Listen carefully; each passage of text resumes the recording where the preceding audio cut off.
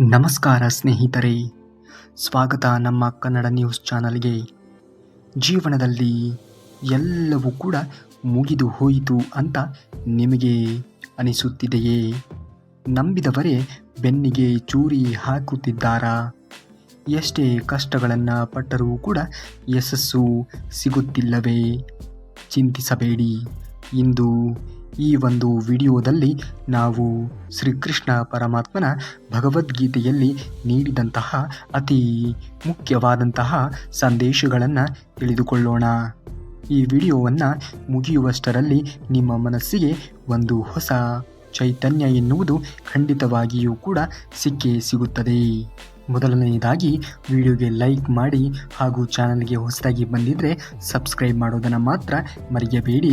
ಹಾಗೆ ವಿಡಿಯೋಗೆ ಒಂದು ಹೈಪ್ ಮಾಡಿ. ನೀವು ವಿಡಿಯೋಗೆ ಹೈಪ್ ಮಾಡೋದ್ರಿಂದ ಮತ್ತಷ್ಟು ಜನರಿಗೆ ಈ ವಿಡಿಯೋ ತಲುಪಿದಂತೆ ಆಗುತ್ತದೆ. ನಂಬಿಕೆ ದ್ರೋಹ ಮತ್ತು ಮೌನ. ಶ್ರೀಕೃಷ್ಣ ಪರಮಾತ್ಮನ ಸೂತ್ರ: ಯಾರು ನಿಮ್ಮನ್ನು ಅರ್ಥ ಮಾಡಿಕೊಳ್ಳುವುದಿಲ್ಲವೋ ಅವರಿಗೆ ವಿವರಣೆಯನ್ನು ಕೊಡುವುದಕ್ಕೆ ಹೋಗಲೇಬೇಡಿ. ನಿಮ್ಮ ಮೌನವೇ ಅವರಿಗೆ ಅತಿ ದೊಡ್ಡದಾಗಿರುವಂತಹ ಉತ್ತರವಾಗಬೇಕು. ಸಮಯ ಕೆಟ್ಟದ್ದಾಗಿ ಇರುವಾಗ ಮೌನವಾಗಿ ಇರುವುದು ಅತಿ ದೊಡ್ಡ ಶಕ್ತಿ ಇದ್ದಂತೆ. ಹಾಗಾಗಿ ಯಾರೋ ಏನೋ ಹೇಳುತ್ತಿದ್ದಾರೆ ಎಂದು ತಲೆಯನ್ನು ಕೆಡಿಸಿಕೊಳ್ಳುವುದಕ್ಕೆ ಹೋಗಲೇಬೇಡಿ. ಆ ಸಮಯಕ್ಕೋಸ್ಕರ ಕಾಯುವುದನ್ನು ನೋಡಿ. ಏಕೆಂದರೆ ಸಮಯಕ್ಕೆ ಗೊತ್ತಿದೆ ಯಾರಿಗೆ ಏನನ್ನ ಮಾಡಬೇಕು, ಯಾರಿಗೆ ಎಲ್ಲಿಗೆ ತಲುಪಿಸಬೇಕು ಎಂದು. ಜನರು ನಿಮ್ಮನ್ನು ಅವಮಾನಿಸಿದಾಗ ಅಥವಾ ತಪ್ಪು ತಿಳಿದಾಗ ವಾದವನ್ನು ಮಾಡುವುದಕ್ಕೆ ಹೋಗಲೇಬೇಡಿ. ಏಕೆಂದರೆ ಕಾಲವೇ ಅವರಿಗೆ ಉತ್ತರವನ್ನು ನೀಡುತ್ತದೆ. ನಿಮ್ಮನ್ನು ತುಳಿಯುವವರ ಮುಂದೆ ಬೆಳೆದು ತೋರಿಸುವುದೇ ನೀವು ಅವರಿಗೆ ನೀಡುವಂತಹ ಅತಿ ದೊಡ್ಡ ಶಿಕ್ಷೆ. ಹಾಗಾಗಿ ನೀವು ಬೆಳವಣಿಗೆಯ ಕಡೆಗೆ ಗಮನವನ್ನು ಕೊಡಬೇಕು. ಯಾರೋ ಏನು ಹೇಳುತ್ತಿದ್ದಾರೆ ಎಂದು ಎಂದಿಗೂ ಕೂಡ ತಲೆಯನ್ನು ಕೆಡಿಸಿಕೊಳ್ಳುವುದಕ್ಕೆ ಹೋಗಲೇಬಾರದು. ಕರ್ಮ ಮತ್ತು ಪ್ರಯತ್ನದ ರಹಸ್ಯ. ಶ್ರೀಕೃಷ್ಣ ಪರಮಾತ್ಮನು ಹೇಳುತ್ತಾನೆ: ಕರ್ಮಣ್ಯವಾಧಿಕಾರಸ್ತೆ ಮಾ ಫಲೇಷು ಕದಾಚನ. ಅಂದರೆ ನಿಮ್ಮ ಕೆಲಸದ ಮೇಲೆ ಮಾತ್ರ ನಿಮಗೆ ಅಧಿಕಾರ ಎನ್ನುವುದು ಇರುತ್ತದೆ. ಅದರ ಫಲದ ಮೇಲೆ ನಿಮಗೆ ಅಧಿಕಾರ ಎನ್ನುವುದು ಇರುವುದಿಲ್ಲ. ಇಂದು ನೀವು ಪಡುತ್ತಿರುವಂತಹ ಕಷ್ಟ ನಾಳೆ ನಿಮ್ಮ ಯಶಸ್ಸಿಗೆ ಮೆಟ್ಟಿಲುಗಳಾಗಿ ಬದಲಾವಣೆ ಆಗುತ್ತದೆ. ಸೋಲಿಗೆ ಹೆದರುವುದಕ್ಕೆ ಹೋಗಲೇಬೇಡಿ. ಕೆಲಸವನ್ನು ನಿಲ್ಲಿಸುವುದಕ್ಕೆ ಹೋಗಲೇಬೇಡಿ. ಅರ್ಜುನನು ಯುದ್ಧ ಭೂಮಿಯಲ್ಲಿ ಸೋಲುವ ಭಯದಲ್ಲಿ ಇದ್ದಾಗ ಕೃಷ್ಣ ಪರಮಾತ್ಮನು ಅವನಿಗೆ ಕರ್ತವ್ಯದ ಮಹತ್ವವನ್ನು ತಿಳಿಸಿದನು. ನಿಮ್ಮ ಜೀವನದಲ್ಲಿಯೂ ಕೂಡ ಒಂದು ಯುದ್ಧ ಭೂಮಿ. ಇಲ್ಲಿ ನೀವು ಹೋರಾಡಲೇಬೇಕು. ಅಂದಾಗ ಮಾತ್ರ ನೀವು ಬದುಕಿನಲ್ಲಿ ಏನಾದರೂ ಒಂದು ಸಾಧನೆಯನ್ನು ಮಾಡುವುದಕ್ಕೆ ಆಗುವುದು. ಹಾಗಾಗಿ ಮುಂದೆ ಜೀವನದಲ್ಲಿ ಹೋರಾಡುವುದನ್ನು ನೋಡಬೇಕು. ಯಾರ ಮಾತಿಗೂ ಕೂಡ ತಲೆಯನ್ನು ಕೆಡಿಸಿಕೊಳ್ಳುವುದಕ್ಕೆ ಹೋಗಲೇಬಾರದು. ಕೇವಲ ನೀವು ನಿಮ್ಮ ಕರ್ತವ್ಯಗಳನ್ನು ಮಾಡುತ್ತಾ ಮುಂದುವರಿಯುವುದನ್ನು ನೋಡಬೇಕು. ನೆನಪಿನಲ್ಲಿ ಇಡಿ, ಪ್ರಪಂಚದಲ್ಲಿ ನಿಮ್ಮನ್ನು ಬಿಟ್ಟು ಹೋದವರು ಶಾಶ್ವತವಲ್ಲ. ಆದರೆ ನಿಮ್ಮ ಜೊತೆಗೆ ಇರುವಂತಹ ಕೃಷ್ಣ ಪರಮಾತ್ಮನ ಮಾತುಗಳು ಶಾಶ್ವತ. ಪ್ರತಿದಿನ ಧನಾತ್ಮಕವಾಗಿ ಯೋಚಿಸಿ. ನಿಮ್ಮ ಜೀವನದ ಯಾವುದೇ ಕಷ್ಟಗಳು ಇದ್ದರೂ ಕೂಡ ಅದು ಶ್ರೀಕೃಷ್ಣ ಪರಮಾತ್ಮನ ಕಣ್ಣಿಗೆ ಕಾಣುತ್ತದೆ. ಅವನು ಸರಿಯಾದ ಸಮಯದಲ್ಲಿ ಸಹಾಯವನ್ನು ಮಾಡುತ್ತಾನೆ. ಹಾಗಾಗಿ ಶ್ರೀಕೃಷ್ಣ ಪರಮಾತ್ಮನ ಮೇಲೆ ನಂಬಿಕೆಯನ್ನು ಇಟ್ಟು ಮಾಡುತ್ತಿರುವಂತಹ ಕೆಲಸವನ್ನು ಮಾಡುತ್ತಾ ಮುಂದುವರಿಯುವುದನ್ನು ನೋಡಬೇಕು. ಅವನಿಗೆ ತುಂಬ ಚೆನ್ನಾಗಿ ತಿಳಿದಿದೆ ಯಾರಿಗೆ ಏನನ್ನ ಕೊಡಬೇಕು, ಯಾರಿಗೆ ಏನನ್ನ ಕೊಡಬಾರದು, ಯಾರ ಬಳಿಯಲ್ಲಿ ಕೊಟ್ಟಿರುವುದನ್ನು ಕಸಿದುಕೊಳ್ಳಬೇಕು ಎನ್ನುವುದು ಆತನಿಗೆ ತುಂಬ ಚೆನ್ನಾಗಿ ತಿಳಿದಿದೆ. ಹಾಗಾಗಿ ಶ್ರೀಕೃಷ್ಣ ಪರಮಾತ್ಮನ ಮೇಲೆ ನಂಬಿಕೆಯನ್ನು ಇಟ್ಟು ಮಾಡುತ್ತಿರುವಂತಹ ಕೆಲಸವನ್ನು ಮಾಡುತ್ತಾ ಮುಂದುವರಿಯುವುದನ್ನು ನೋಡಿ. ಭಗವದ್ಗೀತೆಯ 6 ಅತ್ಯುತ್ತಮವಾಗಿರುವಂತಹ ಅಂಶವನ್ನು ನಾವು ಇದೀಗ ನೋಡೋಣ. ಜೀವನದ ಪಾಠಗಳು. ನಿಮ್ಮ ಜೀವನದ ಸವಾಲುಗಳನ್ನು ಎದುರಿಸಲು ನಿರ್ಭಯವಾಗಿರಿ. ನೀವು ಸತ್ಯವಂತರಾಗಿ ಇರಿ. ಕರ್ಮಗಳಿಂದ ತಪ್ಪಿಸಿಕೊಳ್ಳಲು ಸಾಧ್ಯವೇ ಇಲ್ಲ. ಮನಸ್ಸು ನಿಮ್ಮ ಒಳ್ಳೆಯ ಗೆಳೆಯ ಆಗಿರಬಹುದು ಅಥವಾ ಶತ್ರು ಆಗಿರಬಹುದು. ಯಾವುದೂ ಕೂಡ ಶಾಶ್ವತ ಅಲ್ಲ. ನಿಮ್ಮ ತೊಂದರೆಯೂ ಕೂಡ ಅಲ್ಲ. ಜೀವನದಲ್ಲಿ ಏನೇ ಆದರೂ ಕೂಡ ಯಾವುದಕ್ಕೂ ಕೂಡ ತಲೆಯನ್ನು ಕೆಡಿಸಿಕೊಳ್ಳುವುದಕ್ಕೆ ಹೋಗಲೇಬೇಡಿ.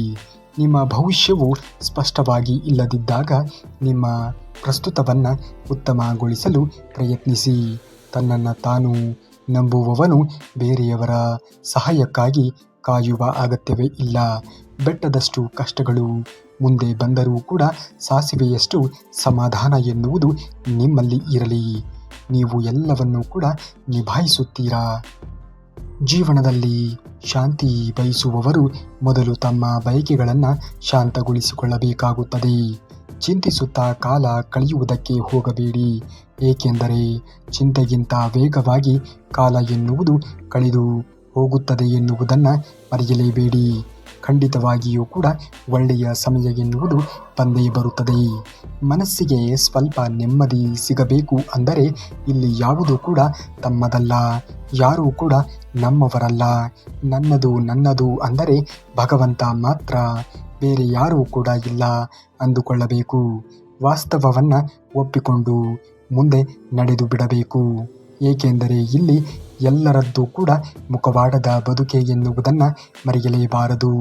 ಜೀವನದಲ್ಲಿ ಖಂಡಿತವಾಗಿಯೂ ಕೂಡ ಆಗುವುದೆಲ್ಲ ಒಳ್ಳೆಯದಕ್ಕೆ ಎಂದು ಭಾವಿಸುತ್ತಾ ಮುಂದುವರಿಯುವುದನ್ನು ನೋಡಬೇಕು. ಮತ್ತೊಮ್ಮೆ ಪ್ರಯತ್ನವನ್ನು ಪಡಬೇಕು. ಸೋಲೇ ಅಂತಿಮ ಎಂದು ಅದನ್ನು ಸ್ವೀಕರಿಸುವುದಕ್ಕೆ ಹೋಗಲೇಬಾರದು. ಸೋಲಿನಲ್ಲಿಯೂ ಕೂಡ ನಗುವುದನ್ನು ಕಲಿಯಬೇಕು. ಸೋಲಾಯಿತು ಎಂದು ಕೈಕಟ್ಟಿ ಕುಳಿತುಕೊಳ್ಳುವುದಕ್ಕೆ ಹೋಗಲೇಬಾರದು. ಮತ್ತೊಮ್ಮೆ ಪ್ರಯತ್ನವನ್ನು ಪಡುವುದನ್ನು ಮನುಷ್ಯನಾದವನು ನೋಡಬೇಕು. ಈ ಸಮಯ ನಿನ್ನದೇ ಆಗಿರಬಹುದು. ದುಡಿಮೆ ನಂಬಿಕೊಂಡು ಬದುಕುವವನಿಗೆ ಅದೃಷ್ಟದ ಮೇಲೆ ನಂಬಿಕೆ ಇರುವುದಿಲ್ಲ. ಮನಸ್ಸಿನ ತೃಪ್ತಿಯೇ ಸಿರಿವಂತಿಕೆ, ಮನಃಶಾಂತಿಯೇ ಜೀವನ. ಸಂತೋಷ ಹಾಗೂ ಪ್ರೀತಿಯ ಉತ್ತಮವಾಗಿರುವಂತಹ ವ್ಯಕ್ತಿತ್ವದ ಮೂಲ ಎನ್ನುವುದನ್ನು ಮರೆಯಲೇಬಾರದು.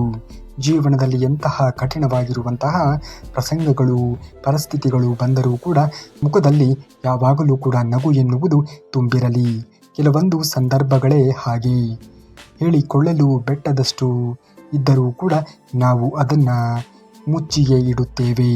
ಹೇಳಿಕೊಳ್ಳಲು ಆಗುವುದಿಲ್ಲ. ಅದು ಹೃದಯದಲ್ಲಿ ಬಚ್ಚಿಡುವುದಕ್ಕೂ ಕೂಡ ಆಗುವುದಿಲ್ಲ. ಮನಸ್ಸು ಬಿಚ್ಚಿ ಮಾತನಾಡುವುದಕ್ಕೂ ಕೂಡ ಆಗುವುದಿಲ್ಲ. ಇದಕ್ಕೆಲ್ಲ ಮೌನವೇ ಉತ್ತರ, ಮನಃಶಾಂತಿಗೆ ಹತ್ತಿರ. ಜೀವನದಲ್ಲಿ ಪ್ರಸಂಗಗಳು ಹೇಗೆ ಇದ್ದರೂ ಕೂಡ ನಾವು ಎಂದಿಗೂ ಕೂಡ ತಾಳ್ಮೆಯನ್ನು ಕಳೆದುಕೊಳ್ಳುವುದಕ್ಕೆ ಹೋಗಲೇಬಾರದು. ಜೀವನದಲ್ಲಿ ಖಂಡಿತವಾಗಿಯೂ ಕೂಡ ನೀವು ಅಂದುಕೊಂಡಿದ್ದೆಲ್ಲವೂ ಕೂಡ ಹಾಗೇ ಆಗುತ್ತದೆ. ಕೇವಲ ತಾಳ್ಮೆಯನ್ನು ತೆಗೆದುಕೊಂಡು ಮಾಡುತ್ತಿರುವಂತಹ ಕೆಲಸವನ್ನು ಮಾಡುತ್ತಾ ಮುಂದುವರಿಯುವುದನ್ನು ಮನುಷ್ಯನಾದವನು ನೋಡಲೇಬೇಕು. ಎಲ್ಲ ಗೊತ್ತಿದ್ದು ಗೊತ್ತಿಲ್ಲದಂತೆ ಇದ್ದು ಬಿಡು. ಅರ್ಥ ಮಾಡಿಕೊಳ್ಳುವವರು ನಿಮ್ಮ ಜೊತೆಯಲ್ಲಿ ನಿಲ್ಲುತ್ತಾರೆ. ಅನುಮಾನ ಪಟ್ಟವರು ದೂರವೇ ಸರಿದು ಹೋಗುತ್ತಾರೆ.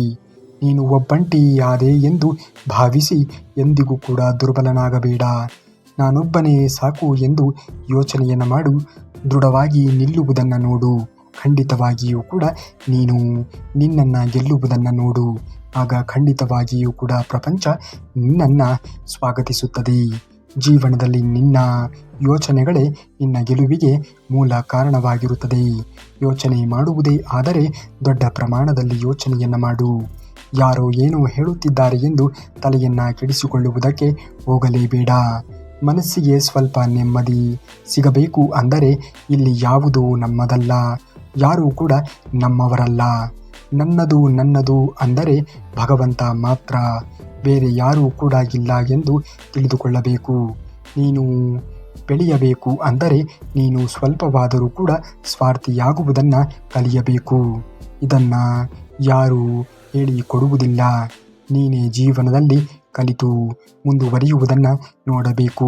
ಸಮಯ ಎನ್ನುವುದು ಎಂತಹ ವಿಶ್ವವಿದ್ಯಾಲಯ ಅಂದರೆ ಪ್ರಪಂಚದಲ್ಲಿ ಇರುವಂತಹ ದೊಡ್ಡ ದೊಡ್ಡ ವಿಶ್ವವಿದ್ಯಾಲಯವೂ ಕೂಡ ಕಲಿಸಲು ಆಗದೇ ಇರುವಂತಹ ಬುದ್ಧಿಯನ್ನು, ಕಲಿಸಲು ಆಗದೇ ಇರುವಂತಹ ಆಲೋಚನಾ ಶಕ್ತಿಯನ್ನು ಯಾರು ನಮ್ಮವರು, ಯಾರು ನಮ್ಮವರಲ್ಲ, ಯಾರು ನಾಟಕವಾಡುತ್ತಿದ್ದಾರೆ, ಯಾರು ಸ್ವತಃ ನಮ್ಮವರು ಎಂದು ಅರಿಯುವುದು ಸಮಯದಿಂದ ಮಾತ್ರ. ಸಮಯ ಎನ್ನುವುದು ನಮ್ಮ ಕಣ್ಣಿಗೆ ಕಾಣದೆಯೇ ಇರಬಹುದು, ಆದರೆ ಜೀವನದಲ್ಲಿ ಖಂಡಿತವಾಗಿಯೂ ಕೂಡ ಪ್ರತಿಯೊಂದರ ಮಹತ್ವವನ್ನು ಕೂಡ ತಿಳಿಸುತ್ತದೆ. ಭಗವಂತ ಎಂದು ನಿನ್ನ ತಾಳ್ಮೆಗೆ ಉತ್ತರವನ್ನು ನೀಡುವನು. ಅಂದು ನೀನು ಕಳೆದುಕೊಂಡಿದ್ದನ್ನೆಲ್ಲವನ್ನೂ ಕೂಡ ಮರೆತು ಬಿಡುವೆ. ನಿನ್ನ ವಿಧಿಗೆ ನೀನೇ ಹೊಣೆ. ಮನುಷ್ಯ ತನ್ನ ವಿಧಿಯನ್ನು ತಾನೇ ಬರೆದುಕೊಳ್ಳುತ್ತಾನೆ. ಯಾರು ಹೇಗೆ ಯಾವ ರೀತಿ ಕರ್ಮಗಳನ್ನು ಮಾಡುತ್ತಾರೆಯೋ ಆ ರೀತಿ ಅವರ ವಿಧಿಗಳು ಎನ್ನುವುದು ರೂಪಿತವಾಗುವುದು. ಹಾಗಾಗಿ ಜೀವನದಲ್ಲಿ ಮೊದಲು ಬೆಳವಣಿಗೆಯನ್ನು ಹೊಂದಬೇಕು. ತದನಂತರದಲ್ಲಿ ಎಲ್ಲವೂ ಕೂಡ ನಿಮ್ಮ ಇಚ್ಛೆಯಂತೆ ಆಗುತ್ತದೆ. ಮೊದಲು ಜೀವನದಲ್ಲಿ ಬೆಳೆಯುವುದನ್ನು ನೋಡಿ. ನಿಮ್ಮನ್ನೇ ನಂಬಿದವರಿಗೆ ಒಂದು ಕ್ಷಣವಾದರೂ ಕೂಡ ನೀವು ಆಶ್ರಯ ಆಗುವುದನ್ನು ನೋಡಬೇಕು. ಒಬ್ಬ ದುಷ್ಟ ವ್ಯಕ್ತಿ ಗೌರವವಿಲ್ಲದೆ ನಿಮ್ಮನ್ನು ಕೆಟ್ಟದ್ದಾಗಿ ಮಾತನಾಡುತ್ತಾ ಅಂದರೆ ಅವನು ಅಂತರಂಗದಲ್ಲಿ ಭಯಭೀತಿಗೆ ಒಳಗಾಗಿದ್ದಾನೆ ಎಂದು ಅರ್ಥ. ಅಂತರಂಗದಲ್ಲಿ ಎಷ್ಟೇ ಶಕ್ತಿ ಇದ್ದರೂ ಕೂಡ ಅದು ಎಂದೂ ಕೂಡ ಅವರನ್ನು ರಕ್ಷಣೆಯನ್ನು ಮಾಡುವುದಕ್ಕೆ ಆಗುವುದೇ ಇಲ್ಲ. ಏಕೆ ಅಂದರೆ ಅವರಿಗೆ ತಮ್ಮ ಶಕ್ತಿಯ ತಮ್ಮ ಆತ್ಮವಿಶ್ವಾಸದ ಮೇಲೆ ನಂಬಿಕೆಯೇ ಇರುವುದಿಲ್ಲ.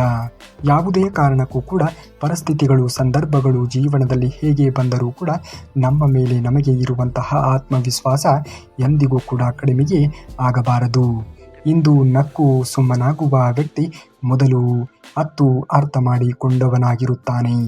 ಜೀವನದಲ್ಲಿ ಯಾವತ್ತಾದರೂ ಕೂಡ ಸೋತೀನಿ ಎಂದು ಅನಿಸಿದ್ದಲ್ಲಿ, ಯಾವ ಮಾರ್ಗವೂ ಕೂಡ ಕಾಣದೇ ಇದ್ದಲ್ಲಿ, ಕಂಗಾಲಾಗಿ ಹೋಗಿದ್ದಲ್ಲಿ ಅವಶ್ಯಕವಾಗಿ ಭಗವದ್ಗೀತೆಗೆ ಶರಣಾಗಿ. ನಿಜವಾಗಿಯೂ ಕೂಡ ನಿಮಗೆ ಭಗವದ್ಗೀತೆಯಲ್ಲಿ ಜೀವನಕ್ಕೆ ಬೇಕಾಗಿರುವಂತಹ ಒಂದು ಮಾರ್ಗಗಳು ಎನ್ನುವುದು ಸಿಕ್ಕೇ ಸಿಗುತ್ತದೆ. ಜೀವನದಲ್ಲಿ ಖಂಡಿತವಾಗಿಯೂ ಕೂಡ ನಿಮಗೆ ಭಗವದ್ಗೀತೆಯಿಂದ ಒಳ್ಳೆಯ ಉಪಾಯಗಳು ದೊರಕುತ್ತದೆ ಎನ್ನುವುದನ್ನು ಮರೆಯಲೇಬೇಡಿ. ಮನುಷ್ಯ ಎರಡು ವಿಷಯಗಳಲ್ಲಿ ಬಹಳನೇ ಜಾಗರೂಕನಾಗಿ ಇರಬೇಕು. ಬಾಯಿಯಲ್ಲಿ ಆಹಾರ ಹಾಕುವಾಗ ಮತ್ತು ಬಾಯಿಯಿಂದ ಮಾತು ಹೊರ ಹಾಕುವಾಗ. ಮೊದಲನೆಯದು ಆರೋಗ್ಯವನ್ನು ಕಾಪಾಡುತ್ತದೆ ಮತ್ತು ಎರಡನೆಯದು ವ್ಯಕ್ತಿತ್ವವನ್ನು ಕಾಪಾಡುತ್ತದೆ. ತಾಳ್ಮೆ ಇರಲಿ. ಇಲ್ಲಿ ಒಂದೇ ದಿನಕ್ಕೆ ಏನೂ ಕೂಡ ಆಗುವುದಿಲ್ಲ, ಆದರೆ ಒಂದು ದಿನ ಖಂಡಿತವಾಗಿಯೂ ಕೂಡ ಎಲ್ಲವೂ ಹಾಗೆ ಆಗುತ್ತದೆ. ಜೀವನದಲ್ಲಿ ಒಳ್ಳೆಯ ಸಮಯ ಎನ್ನುವುದು ಬಂದೇ ಬರುತ್ತದೆ, ಆದರೆ ಆ ಒಳ್ಳೆಯ ಸಮಯಕ್ಕೋಸ್ಕರ ನಾವು ಕಾಯುತ್ತಾ ಇರಬೇಕು. ಜೀವನದಲ್ಲಿ ಖಂಡಿತವಾಗಿಯೂ ಕೂಡ ಸಮಯ ಎನ್ನುವುದು ನಿಮ್ಮ ಹುಡುಕಿಕೊಂಡು ಬರುತ್ತದೆ. ನೀವು ಆ ಸಮಯವನ್ನು ಸರಿಯಾದ ರೀತಿಯಲ್ಲಿ ಸದುಪಯೋಗ ಮಾಡಿಕೊಳ್ಳುವುದನ್ನು ನೋಡಬೇಕು. ಜೀವನದಲ್ಲಿ ದೇವರು ಆಗಾಗ ಕಷ್ಟಗಳನ್ನು ಸಮಸ್ಯೆಗಳನ್ನು ಸೃಷ್ಟಿ ಮಾಡುತ್ತಾನೆ. ಏಕೆ ಗೊತ್ತೇನು? ನಿಮ್ಮ ಜೀವನದಲ್ಲಿ ಮುಂದೆ ಒಳ್ಳೆಯ ಕ್ಷಣಗಳನ್ನು ಕರುಣಿಸುವ ಸಲುವಾಗಿ.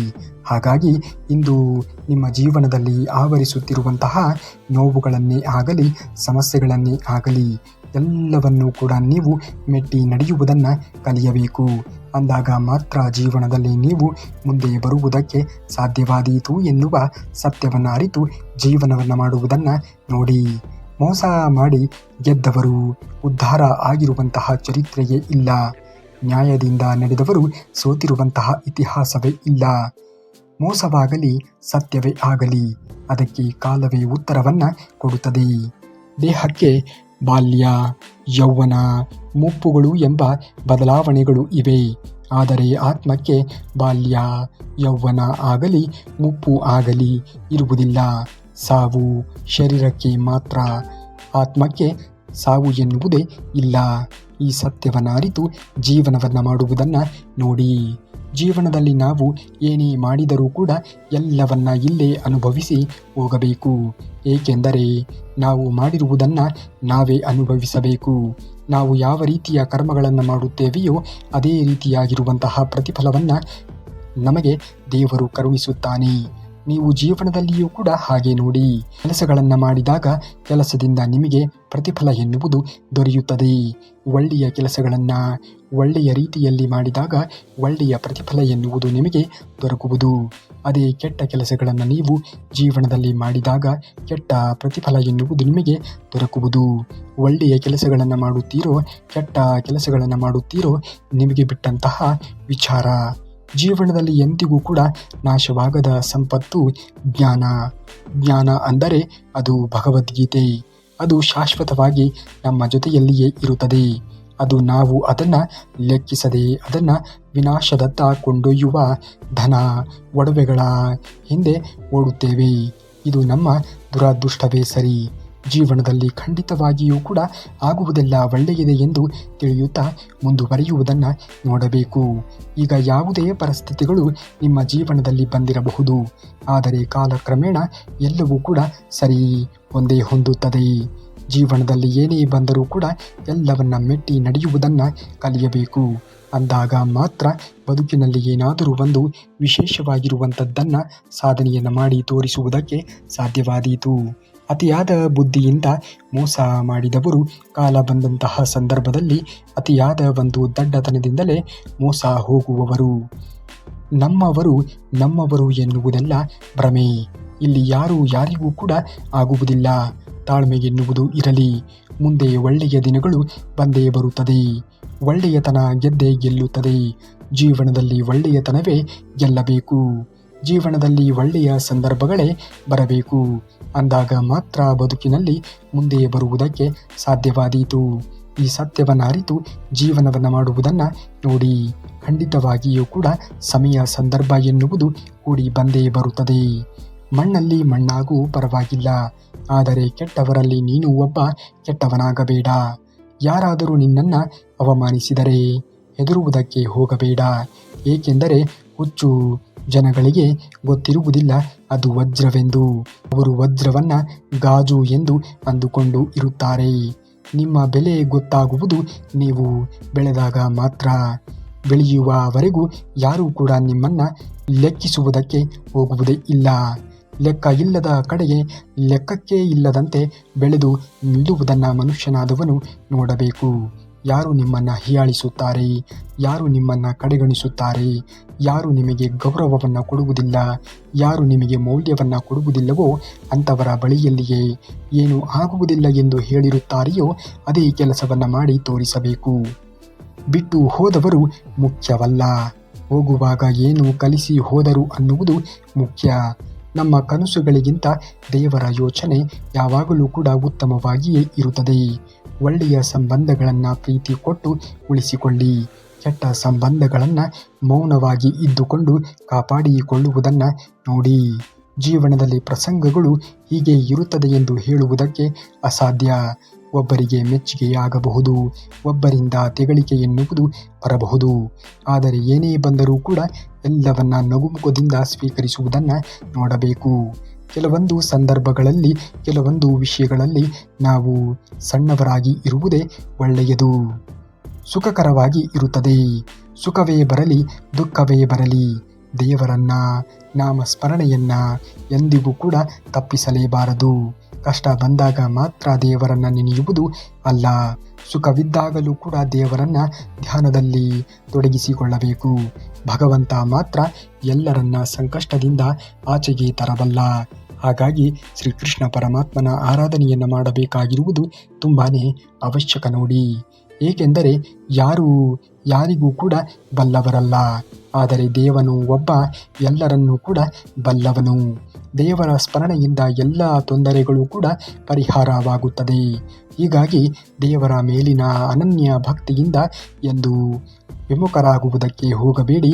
ನಿರ್ಮಲವಾಗಿರುವಂತಹ ಮನಸ್ಸಿನಿಂದ ದೇವರನ್ನ ಧ್ಯಾನಿಸಿ. ಸುಮ್ಮನೆ ಕುಳಿತವರು ಹೆಜ್ಜೆ ಗುರುತುಗಳನ್ನು ಮೂಡಿಸಲಾರರು. ಹೆಜ್ಜೆ ಗುರುತು ಮೂಡಿಸಬೇಕು ಅಂದರೆ ಇದು ನಡೆಯುವುದನ್ನು ಕಲಿಯಬೇಕು. ಆಗ ಮಾತ್ರ ಜೀವನದಲ್ಲಿ ನಾವು ಏನಾದರೂ ಒಂದು ಮಾಡುವುದಕ್ಕೆ ಸಾಧ್ಯವಾದೀತು. ಖಂಡಿತವಾಗಿಯೂ ಕೂಡ ಸಮಯ ಸಂದರ್ಭ ಎನ್ನುವುದು ಬಂದೇ ಬರುತ್ತದೆ. ದೇವರ ಮೇಲೆ ನಂಬಿಕೆಯನ್ನು ಇಡು. ಮಾಡುತ್ತಿರುವಂತಹ ಕೆಲಸದ ಮೇಲೆ ನಂಬಿಕೆ ಎನ್ನುವುದನ್ನು ಇಡು. ಕೆಟ್ಟ ನೆನಪುಗಳು ನಿರ್ಜೀವ ವಸ್ತು ಇದ್ದಂತೆ ಹೊತ್ತಿ ತಿರುಗಿದ್ದಷ್ಟು ಭಾರ ಆಗುವುದನ್ನು ನಿಲ್ಲಿಸುವುದಿಲ್ಲ. ಸುಟ್ಟು ಬಿಡಬೇಕು. ನೀನು ಒಬ್ಬರಿಗೆ ಏನನ್ನ ಬಯಸುವೆಯೋ ಅದನ್ನು ನಿನಗೆ ಕೊಡಲು ಕರ್ಮ ತಯಾರಾಗಿ ಇರುತ್ತದೆ. ಒಳ್ಳೆಯದನ್ನೇ ಬಯಸು, ನಿನಗೂ ಕೂಡ ಒಳ್ಳೆಯದೇ ಆಗುತ್ತದೆ. ಇದನ್ನು ಎಂದಿಗೂ ಕೂಡ ಮರೆಯಬೇಡ. ಒಳ್ಳೆಯ ರೀತಿಯ ಆಲೋಚನೆಗಳು ನಿಮ್ಮನ್ನು ಒಳ್ಳೆಯ ದಡಕ್ಕೆ ಸೇರಿಸುತ್ತದೆ. ಕೆಟ್ಟ ರೀತಿಯ ಯೋಚನೆಗಳು ನಿಮ್ಮನ್ನು ಕೆಟ್ಟತನದಲ್ಲಿ ತೊಡಗಿಸುತ್ತದೆ. ತಾಳ್ಮೆ ದೇವರು ಕೊಟ್ಟಂತಹ ವರ, ಕೋಪ ದೇವರು ಕೊಟ್ಟಂತಹ ಶಾಪ. ಎಷ್ಟೇ ಬುದ್ಧಿವಂತ ಜನರ ಜೊತೆ ಕುಳಿತರೂ ಕೂಡ ಮನುಷ್ಯನಿಗೆ ಮೂರ್ಖನಾದ ನಂತರವೇ ಅನುಭವ ಎನ್ನುವುದು ಸಿಗುವುದು. ಸಹನೆ ತುಂಬಿದ ಹೃದಯಕ್ಕೆ ಪೆಟ್ಟು ಬಿದ್ದರೆ ಅದರ ನಿರ್ಣಯಗಳು ತುಂಬಾ ಕಠಿಣವಾಗಿ ಇರುತ್ತದೆ. ಹಾಗಾಗಿ ಜೀವನದಲ್ಲಿ ಎಂದಿಗೂ ಕೂಡ ಸಹನೆಯನ್ನು ಕಳೆದುಕೊಳ್ಳುವುದಕ್ಕೆ ಹೋಗಲೇಬೇಡಿ. ಏನೇ ಆಗಿದ್ದರೂ ಕೂಡ ಜೀವನದಲ್ಲಿ ಪರವಾಗಿಲ್ಲ, ಎಲ್ಲವನ್ನ ಮೆಟ್ಟಿ ನಡೆಯುವುದನ್ನು ಕಲಿಯಲೇಬೇಕು. ಇಂದ್ರಿಯ ಸುಖವು ಮೊದಲಿಗೆ ಅಮೃತದಂತೆ ತೋರಬಹುದು, ಆದರೆ ಕೊನೆಯಲ್ಲಿ ಅದು ವಿಷದಂತೆ ಆಗುತ್ತದೆ, ಮಾರ್ಪಾಡಾಗುತ್ತದೆ. ನಿಜವಾದ ಆನಂದವು ಅಜ್ಞಾತದಲ್ಲಿ ಮಾತ್ರ ದೊರಕುತ್ತದೆ. ಉಪಚಾರವನ್ನು ತೀರಿಸಬಹುದು, ಆದರೆ ಉಪಕಾರವನ್ನು ತೀರಿಸಲು ಸಾಧ್ಯವೇ ಇಲ್ಲ. ಜೀವನದಲ್ಲಿ ಯಾರನ್ನೂ ಕೂಡ ಕೀಳಾಗಿ ನೋಡುವುದಕ್ಕೆ ಹೋಗಲೇಬೇಡಿ. ಅರೆ ಕ್ಷಣದಲ್ಲಿ ಭಿಕ್ಷಕನೂ ಕೂಡ ರಾಜನಾಗಬಲ್ಲ, ರಾಜನೂ ಕೂಡ ಅರೆ ಕ್ಷಣದಲ್ಲಿ ಭಿಕ್ಷಕನೂ ಆಗಬಲ್ಲ. ಎಲ್ಲರ ಜೊತೆಯಲ್ಲಿಯೂ ಕೂಡ ಇರು, ಎಲ್ಲರಂತೆ ನಗು ನಗುತ್ತಾ ಇರು. ಅಷ್ಟನ್ನು ಬಿಟ್ಟರೆ ಎಲ್ಲರೂ ನಮ್ಮವರೇ ಎಂದು ಹೆಮ್ಮೆಯನ್ನು ಪಡುವುದಕ್ಕೆ ಹೋಗಬೇಡ. ಏಕೆಂದರೆ ನಟನೆಯಿಂದ ಕೂಡಿರುವಂತಹ ಮನುಷ್ಯನ ಪ್ರೇಮವಿದು ವಿಷಕ್ಕಿಂತಲೂ ಕೂಡ ಅಪಾಯಕಾರಿಯಾಗಿ ಇರುತ್ತದೆ ಎನ್ನುವುದನ್ನು ಮರೆಯಲೇಬೇಡಿ. ಖಂಡಿತವಾಗಿಯೂ ಕೂಡ ಆಗುವುದೆಲ್ಲ ಒಳ್ಳೆಯದೇ ಆಗುತ್ತದೆ. ಶ್ರೀಕೃಷ್ಣ ಪರಮಾತ್ಮನ ಮೇಲೆ ನಂಬಿಕೆಯನ್ನು ಇಡುತ್ತಾ ಮಾಡುತ್ತಿರುವಂತಹ ಕೆಲಸವನ್ನು ಮಾಡುತ್ತಾ ಮುಂದುವರಿಯುವುದನ್ನು ನೋಡಬೇಕು. ಎಲ್ಲವನ್ನ ಗಮನಿಸುವವನು ಮೇಲೆ ಇರುವಂತಹ ಶ್ರೀಕೃಷ್ಣ ಪರಮಾತ್ಮ ಮಾತ್ರ. ಸಾಧ್ಯ ಅಥವಾ ಅಸಾಧ್ಯ, ಈ ಎರಡರ ನಡುವಿನ ವ್ಯತ್ಯಾಸವು ಒಬ್ಬ ವ್ಯಕ್ತಿಯ ದೃಢ ಸಂಕಲ್ಪವನ್ನು ಆಧರಿಸಿರುತ್ತದೆ. ಕೆಲವು ಸಂಬಂಧಗಳು ಬದುಕಿನಲ್ಲಿ ಕರ್ಮ ಫಲದಂತೆ ಕಾಡಿದರೆ, ಇನ್ನು ಕೆಲವು ಸಂಬಂಧಗಳು ಋಣಾನುಭಾವದಂತೆ ಆಸರೆಯಾಗುತ್ತದೆ. ಜೀವನದಲ್ಲಿ ಖಂಡಿತವಾಗಿಯೂ ಕೂಡ ಒಳ್ಳೆಯ ದಾರಿ ಎನ್ನುವುದು ನೀವು ಆಯ್ಕೆ ಮಾಡಿಕೊಂಡಾಗ ಒಳ್ಳೆಯ ಸಂದರ್ಭಕ್ಕೆ ಅನುಗುಣವಾಗಿ ಗೆಲುವು ಎನ್ನುವುದು ನಿಮಗೆ ಸಿಕ್ಕೇ ಸಿಗುತ್ತದೆ. ನಾವೆಂದು ಮಾಡುತ್ತಿರುವಂತಹ ಕೆಲಸಗಳೇ ಮುಂದೆ ಒಂದು ದಿನ ನೆನಪಾಗಿ ಪರಿವರ್ತನೆ ಆಗುತ್ತದೆ. ನೆನಪು ಸುಂದರವಾಗಿ ಇರಿಸಲು ಇಂದಿನ ಕೆಲಸವನ್ನು ಸಮರ್ಪಕವಾಗಿ ಮಾಡಿ. ಒಬ್ಬ ವ್ಯಕ್ತಿಯನ್ನು ತನಗಿಂತ ಹೆಚ್ಚಾಗಿ ಯಾರೂ ತಿಳಿದುಕೊಳ್ಳಲು ಸಾಧ್ಯವೇ ಇಲ್ಲ. ಅದಕ್ಕಾಗಿ ಸ್ವಯಂ ಮೌಲ್ಯಮಾಪನವನ್ನು ಮಾಡಬೇಕಾಗಿರುವುದು ತುಂಬಾ ಮಹತ್ವವಾದದ್ದು ನೋಡಿ. ಹಾಗಾಗಿ ಒಳ್ಳೆಯ ಸಮಯ ಎನ್ನುವುದು ಬಂದೇ ಬರುತ್ತದೆ. ದೇವರ ಮೇಲೆ ನಂಬಿಕೆಯನ್ನು ಇಟ್ಟು ಮಾಡುತ್ತಿರುವಂತಹ ಕೆಲಸವನ್ನು ಮಾಡುತ್ತಾ ಮುಂದುವರಿಯುವುದನ್ನು ನೋಡಬೇಕು. ಇಲ್ಲಿಯ ತನಕ ಆಗಿದ್ದೆಲ್ಲವೂ ಕೂಡ ಒಳ್ಳೆಯದೇ, ಸದ್ಯಕ್ಕೆ ಆಗುತ್ತಿರುವುದೆಲ್ಲವೂ ಕೂಡ ಒಳ್ಳೆಯದೇ, ಮುಂದೆ ಆಗುವುದೆಲ್ಲವೂ ಕೂಡ ಒಳ್ಳೆಯದು. ಆದ ಕಾರಣ ಯಾವುದಕ್ಕೂ ಕೂಡ ಹೆಚ್ಚಾಗಿ ಚಿಂತನೆಗಳನ್ನು ಮಾಡುವುದಕ್ಕೆ ಹೋಗಲೇಬೇಡಿ, ಕೊರಗುವುದಕ್ಕೂ ಕೂಡ ಹೋಗಬೇಡಿ. ನಿಮ್ಮ ಕೆಲಸಗಳನ್ನು ನೀವು ಸರಿಯಾಗಿ ಮಾಡಿ ಎಲ್ಲವೂ ಕೂಡ ಒಳ್ಳೆಯದೇ ಆಗುತ್ತದೆ. ನೀವೇನಾದರೂ ಶ್ರೀಕೃಷ್ಣ ಪರಮಾತ್ಮನ ಭಕ್ತರೇ ಆಗಿದ್ದರೆ ತಪ್ಪದೆ ಈ ವಿಡಿಯೋಗೆ ಒಂದು ಲೈಕನ್ನು ಮಾಡಿ. ಖಂಡಿತವಾಗಿಯೂ ಕೂಡ ನಿಮ್ಮ ಜೀವನದಲ್ಲಿ ಒಳ್ಳೆಯ ಸಂದರ್ಭಗಳು ಬರಲಿ ಎಂದು ಶ್ರೀಕೃಷ್ಣ ಪರಮಾತ್ಮನಲ್ಲಿ ಕೇಳಿಕೊಳ್ಳುತ್ತಾ ಸಿಗುತ್ತೇನೆ ನಾಳೆಯ ಶ್ರೀಕೃಷ್ಣ ಪರಮಾತ್ಮನ ಮತ್ತಷ್ಟು ವಚನಾಮೃತದೊಂದಿಗೆ. ಅಲ್ಲಿಯವರೆಗೆ ಧನ್ಯವಾದ. ಕರುನಾಡಿಗೆ.